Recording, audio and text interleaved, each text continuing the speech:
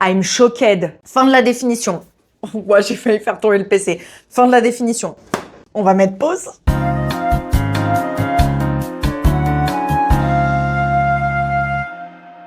Il est important d'éclaircir ce sujet. Enfin, j'ai mis du temps. Est-ce que j'avais la flemme? Est-ce que j'avais pas envie? Est-ce que j'avais envie de traiter d'autres sujets? Je ne sais pas. Mais là, aujourd'hui, on va parler de ça. Est-ce que les TDS sont nymphomanes? Quand je dis les TDS, j'englobe tous les métiers, du coup. Ça peut être actrice X, ça peut être escorte, ça peut être créatrice de contenu, ça peut être masseuse naturiste, ça peut être vraiment tout. Ça peut être tout. TDS. Travail du sexe, TDS. Voilà. Est-ce qu'elles sont nymphos? Alors, pour certains, vous allez me dire, je comprends pas le lien. Et vous avez raison. Il n'y en a pas.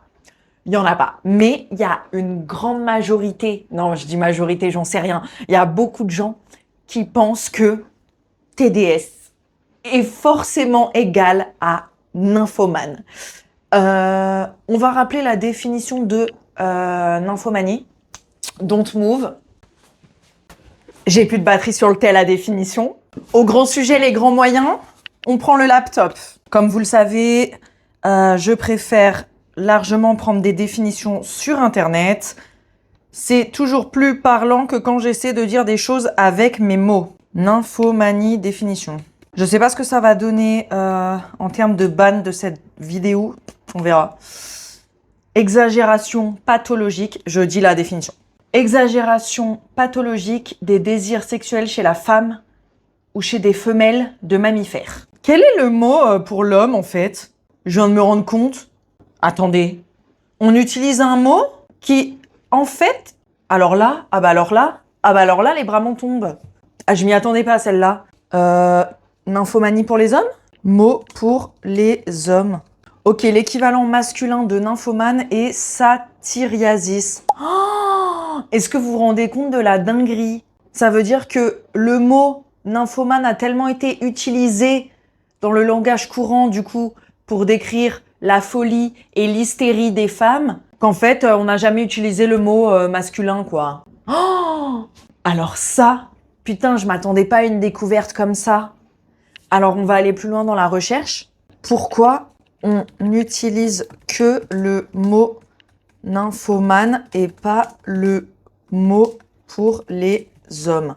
Bah voilà, on va rentrer dans de l'histoire. Là, on va rentrer dans de l'histoire. Parce que comme vous le savez, il y a plein de mots dévalorisants qui ont été créés uniquement pour parler de la femme et qui ensuite, avec des nouvelles recherches médicales, etc., ont vu des versions masculines apparaître. Voilà, donc c'est ce que je disais, on est un peu dans le même délire que lorsque le mot hystérie a été inventé pour parler, pareil, des émotions qu'on estimait exagérées. Des femmes, c'était que des femmes qui étaient hystériques, hein, les hommes n'étaient pas hystériques. Et donc, du coup, le mot nymphomane a été inventé au cours de l'ère victorienne, donc au 19e siècle, blablabla. Donc c'est les médecins, bien sûr, c'est toujours les médecins de toute façon qui inventent les maladies pour les femmes, parce qu'il n'y a que les femmes qui sont complètement cinglées, répandent l'idée selon laquelle il s'agirait d'une maladie, donc ça serait le fort appétit sexuel de certaines femmes. Donc la maladie, ils l'appellent la nymphomanie, qui vient de la folie des nymphes, emportées par leur vilaine passion, incapables de contrôler leurs désirs, blablabla. Bla. Oh, I'm shocked. I'm shocked. Et il n'y avait pas du coup d'équivalence pour les hommes, puisque les hommes avaient le droit d'avoir un appétit. Bon, ça c'est pas une nouvelle, mais à l'époque, les hommes, c'était complètement ok qu'ils aient un appétit sexuel bien plus fort que les femmes, et on considérait pas ça comme une maladie. En revanche, les femmes n'avaient pas le droit, elles étaient considérées comme pures, comme voilà. Donc dès qu'elles avaient un fort appétit sexuel, c'était considéré comme bizarre. Ok, on vient d'apprendre un truc, c'était pas du tout prévu, je suis hyper contente. Fin de la définition. Ouais, j'ai failli faire tomber le PC. Fin de la définition. On continue du coup, maintenant qu'on a ce petit contexte. Pourquoi du coup on pense que les TDS sont forcément nymphomanes? Parce que, eh bien, comme on vient de l'expliquer, et malheureusement ça persiste encore aujourd'hui, cette croyance que les femmes ne peuvent pas avoir une activité intime aussi élevée sans qu'il y ait une raison derrière à ça, à savoir un appétit sexuel élevé. Parce qu'une femme classique n'a pas envie de ça, n'a pas envie de ken beaucoup, n'a pas envie de ken avec plein de monde. Et donc, la seule raison qui fait que, ça serait qu'on ait un appétit sexuel élevé parce que, en plus de ça, le métier étant dégradant, bah, y a vraiment aucune raison que la femme se lance là-dedans si c'est pas pour assouvir un besoin derrière. Bon, spoiler alerte, presque aucune des TDS n'est nymphomane. Alors là, je vais parler des femmes spécifiquement parce que les hommes, j'en sais rien. Moi, j'ai un pote à moi qui est TDS dans la vraie vie, enfin genre escorte quoi, qui fait des rencontres. Et lui, pour le coup, il est vraiment nympho. J'ai rencontré un autre acteur X qui me disait qu'il était nympho aussi. Bon, peut-être que les hommes qui se lancent là-dedans, ils sont nympho. Enfin, du coup, pas nympho, mais l'autre mot qu'on m'a appris. Et donc là, je vais parler vraiment des femmes. Parce que j'ai eu l'occasion de plus rencontrer de femmes TDS et de plus les entendre sur ce sujet que les hommes. Est-ce que c'est une coïncidence? Est-ce que c'est parce que les femmes ont plus de facilité à parler de la réalité des choses?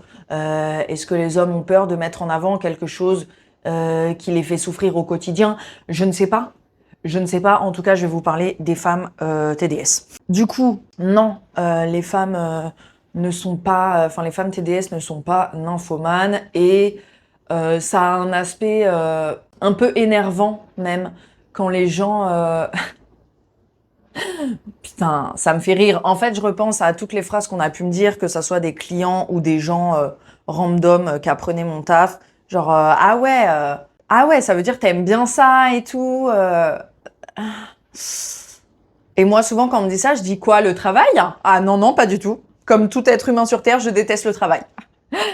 Est-ce que j'ai choisi ce travail pour des raisons financières, des raisons organisationnelles, des raisons de temps libre? Enfin, oui, ça oui. En revanche, si j'avais le choix, j'aurais choisi aucun travail au monde, en fait. Donc du coup, je réponds ça un peu genre en mode ironie, tu vois, mais ça en est pas tellement. Pareil, ces clients, bon, en général, je leur réponds pas à ces clients. En plus, souvent, moi, tu vois, ils viennent... Enfin, il y en a qui, avant de m'écrire, vont voir mon contenu, que ce soit sur mes plateformes, que ce soit sur JM ou sur Union, tu vois. Et du coup, je pense que ça rajoute un biais encore à leur imaginaire. En mode, ah ouais, la meuf, elle fait du contenu, plus elle a tourné avec des acteurs, plus elle fait ce taf-là. Bingo! Bingo, elle adore. Elle adore le sexe, quoi, tu vois. Du coup, quand ils viennent m'écrire, ils me disent, ah, coquine, j'ai vu que c'est horrible. Déjà, le mot coquine, je peux vomir. Ah, coquine, ça se voit, t'aimes bien ça. Oh là là, ça va être super et tout. Je cherche justement quelqu'un qui aime ça, qui n'a pas honte d'aimer ça, etc.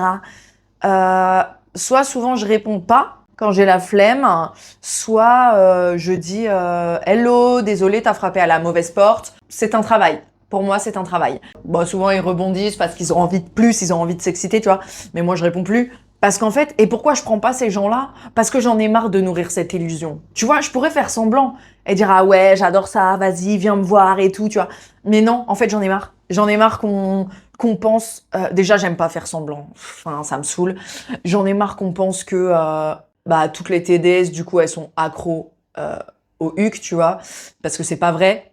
J'ai pas envie de nourrir ce truc de ouais, toutes les TDS, elles sont trop accros à ça, tu vois.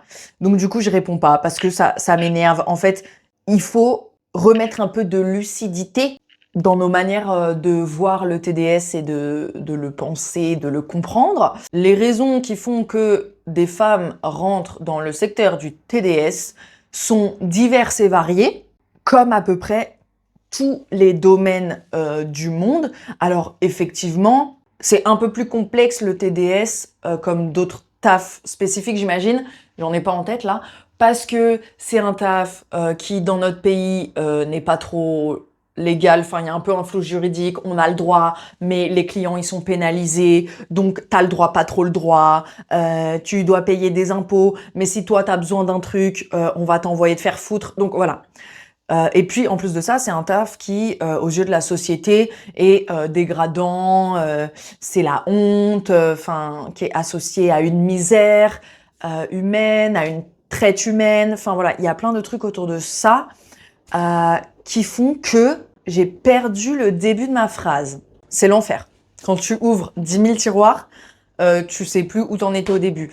Donc bref, tous ces aspects-là qui font que le TDS, effectivement, n'est pas perçu comme un travail classique. Peut-être que ce n'est pas un travail classique, effectivement. J'ai pas d'avis sur la question. Enfin, c'est pas que j'ai pas d'avis, mais j'ai pas envie de rentrer dans les détails. Tout le monde fait ce taf pour des raisons voilà, qui leur sont propres. Toujours est-il que le pourcentage de meufs qui font ça parce qu'elles sont nympho, je me demande s'il est pas proche de zéro. Vraiment, je me demande. Parce que en fait, une meuf qui est nympho n'a pas forcément besoin de faire ce taf-là, qui peut engendrer une surcharge émotionnelle, une surcharge organisationnelle, dans les rencontres, dans la planification des rendez-vous, qui peut aussi te créer un frein à ton propre désir, dans le sens où tu n'auras pas la réponse, peut-être, genre en mode si tu as vraiment envie tout le temps, faire ce taf-là te donnera pas des clients H24, H24, H24. Donc ça serait presque un peu débilos.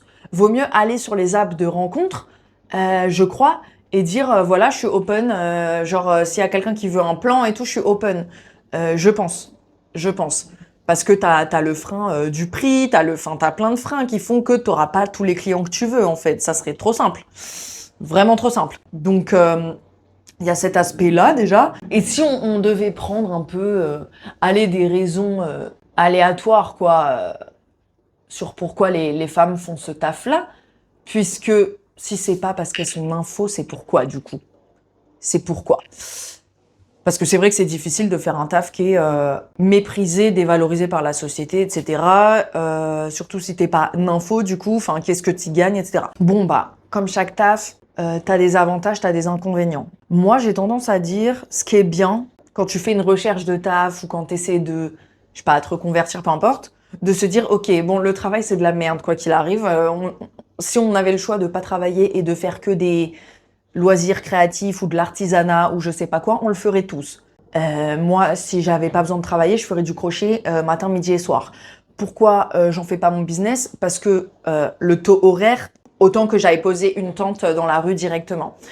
Ceux qui font du crochet leur business, je suis tellement admirative. Bon, bref. Et donc du coup, quand tu choisis un taf, moi je suis un peu en mode, ok, regarde les inconvénients de chaque taf et demande-toi quels sont les pires inconvénients, tu vois, à ce moment-là dans ta vie. Tu vois, parce que toi aussi t'évolues dans ta vie, tes attentes sont pas les mêmes, t'as pas les mêmes recherches et tout. Des inconvénients là vont te convenir à telle période, là ça va pas te convenir. Bon, bref. Et en fait, moi, si aujourd'hui je suis dans ce taf-là, c'est très simple. C'est pour l'aspect taux horaire. J'ai pas besoin de travailler comme je faisais avant, 70 heures par semaine pour gagner un peu plus que la moyenne. Je suis reconnue à ma juste valeur, entre guillemets, dans le sens où avant je taffais comme une cinglée, tout le monde s'en battait les steaks. J'y ai perdu ma santé mentale. Aujourd'hui, ça va mieux. C'est super. Mais tu vois, donc t'as ça. Genre moi, aujourd'hui, les clients qui viennent me voir, ils m'ont choisi, ils sont contents d'être là, on passe un beau moment, ils me respectent, contrairement à ce qu'on peut penser. Peut-être je ferai une vidéo sur ça aussi. Une partie 2 de qui sont vraiment les clients des TDS pour creuser un peu plus le sujet. Quoi d'autre? J'ai beaucoup de temps libre, du coup. Je peux faire des trucs que jamais j'aurais pu faire. Je vais à la piscine tous les mercredis parce que je sais pas nager. Je vais au yoga les mardis. Tous les autres jours de la semaine, je vais à la salle de sport. Je prends des cours d'espagnol 2 fois par semaine. Je vais chez le psy 1 fois par semaine, 1 fois toutes les 2 semaines, ça dépend. Enfin, tous ces trucs-là qui prennent beaucoup de place dans un agenda et qui sont coûteux, si je faisais pas ce taf-là, je pourrais pas. Que ça soit financièrement ou en termes de temps, tu vois. Donc moi, c'est ça. C'est ça, en fait, qui me dit, ouah, le taf que je fais, je l'aime trop, il est trop adapté à moi, à ma vie, à ce que je veux. C'est parfait. Après, chacun a des raisons différentes. Il y a un livre trop bien, trop bien, que je vais mettre ici. Témoignage, TDS, TDS de témoignage de TDS. Bleh. Et c'est plein de TDS, donc de tout type. Donc c'est ça qui est hyper intéressant, qui témoignent de pourquoi elles font ce taf, comment elles en sont arrivées là, etc. Et en fait, c'est archi stylé parce que t'as tout. T'as tout. T'as celles qui ont été forcées, évidemment. T'as celles et ceux qui n'ont pas eu le choix parce que ils ont un handicap qui fait qu'aucune entreprise voulait d'eux, par exemple. T'as ceux qui ont une santé mentale très fragile et qui se reconnaissent pas dans le monde du travail d'aujourd'hui. On est beaucoup à pas s'y reconnaître, mais je pense qu'il y a beaucoup de gens qui sont résilients et qui vont travailler parce que de toute façon, il n'y a pas le choix. Faut qu'on mange. Et qui expliquent qu'en fait, c'était le meilleur moyen pour enlever ce stress, cette anxiété, etc. et que ça les a permis de se soigner mentalement, entre guillemets, tout ça. Bref, il y a plein de gens qui racontent pourquoi, comment, etc. Et je trouve ça archi intéressant. Le livre, je l'ai trop kiffé. Et je me suis dit, voilà, en fait, tout le monde devrait le lire. Ça devrait être un livre obligatoire à lire en France. Toujours plus. Mais non, mais pour montrer que voilà, tous les parcours sont singuliers et qu'en fait, il faut arrêter de mettre tout le monde dans le même panier en mode soit les TDS, elles sont info, soit elles sont issues de la traite humaine et elles ont un MAC, etc. Parce que c'est beaucoup plus complexe que ça, comme tout sujet, en fait. Tout sujet. On ne peut pas réduire une population à une condition parce que ce n'est pas possible. Dans aucune classe, aucun groupe, on peut faire des généralités sur tout un groupe. Il faut vraiment, en fait, prendre à chaque fois chaque parcours, quoi. Donc, tout ça pour dire, je suis désolée, mais vraiment désolée de faire éteindre un petit peu la légende, quoi. La légende de les TDS sont toutes nympho, puisque ce n'est pas vrai. En tout cas, moi, je ne le suis pas. Disons que même, j'aime même pas trop ça, quoi, tu vois. Je trouve que le sexe est surcoté, tu vois, par exemple.